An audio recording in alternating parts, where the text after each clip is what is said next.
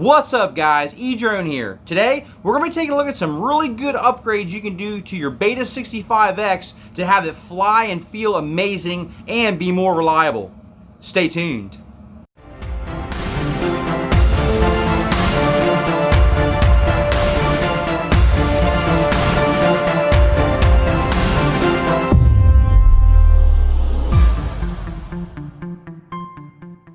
So I got the Beta65X for flying indoors. I love this quadcopter. Recommendations of my good buddy MD95TSI who recommended this Beta65X for flying. I wanted a really small form factor, brushless whoop that I could fly indoors but not sacrifice on the power.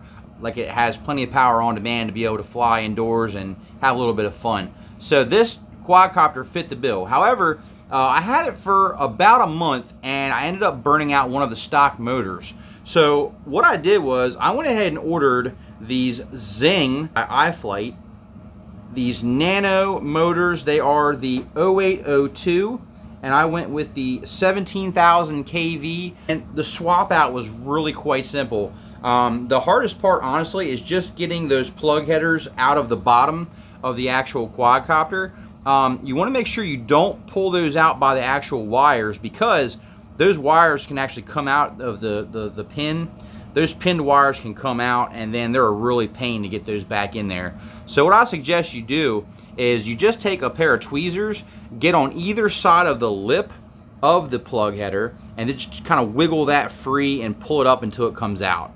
That was honestly the hardest part of swapping out these motors.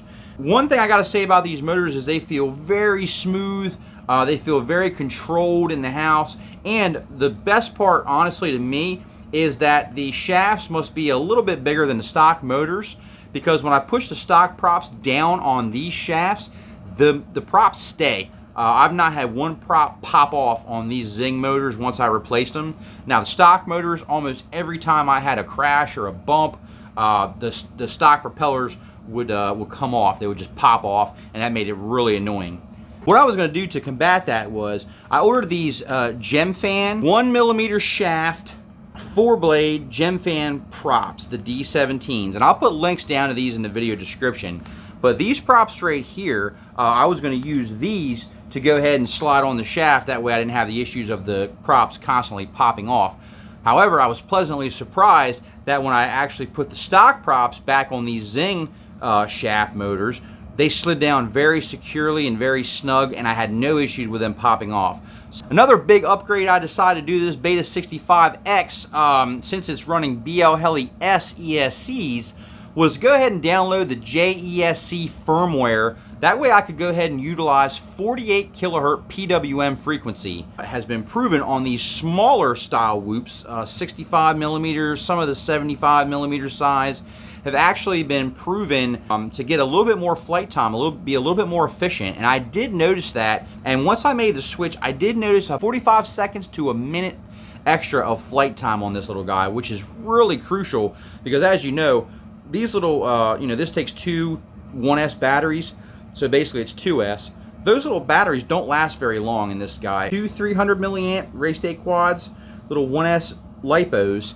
Make sure you check out all the links in the descriptions for these items, and I'm going to show you how to set up the JESC firmware, get it flashed on here, and set everything up so that you can utilize that 48 kilohertz. Alright, go ahead and plug in your batteries for your Beta65X or your other 65 millimeter whoop size. Plug in your micro USB, and what you're going to want to do is go ahead and open up your BL Heli configurator if you have that, and we'll be able to go ahead and see the firmware version of these ESCs just by connecting real quick. And once we hit read setup, you'll see right here the PH10. That's the number we're looking for to use in the JESC configurator. Now go ahead and download the JESC configurator. I'll put the link in the description. You're going to go to GitHub and go ahead and download that configurator. Go ahead and hit connect and read setup, and you'll see we have the PH10 selected for the ESC version. If you don't know your ESC version, you may be able to look on the manufacturer's website. They may have that information provided. Some of the vendors do as well. Go ahead and select the 48 kilohertz whoop PWM frequency, and then go ahead and select flash all. You'll see right there it says recommended for whoops the JESC 2.3 or newer RPM for the Whoop style quadcopters. Now, I love the flash all button. It flashes all the ESCs, and once you're done, you'll see it switch over and say the PH1048 2.3. Going to go ahead and show you the different ESC firmwares and the flight times. I don't know where I am, I don't know where you take me, I don't know where you take me. I just follow your trail and I'm losing your mind and I'm losing your head. Let me escape from this love, cause I'm a prisoner. I just want to look my way and never back to you.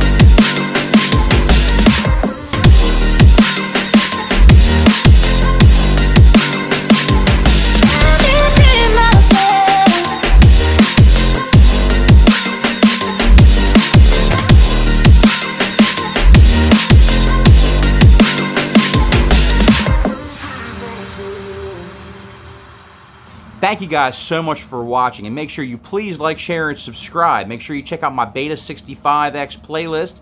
I'll put a link up here in the corner for that. More videos are going to be coming on the channel with the Beta65X, so stay tuned for that. And until next time, guys, thanks for watching. eDrone, out.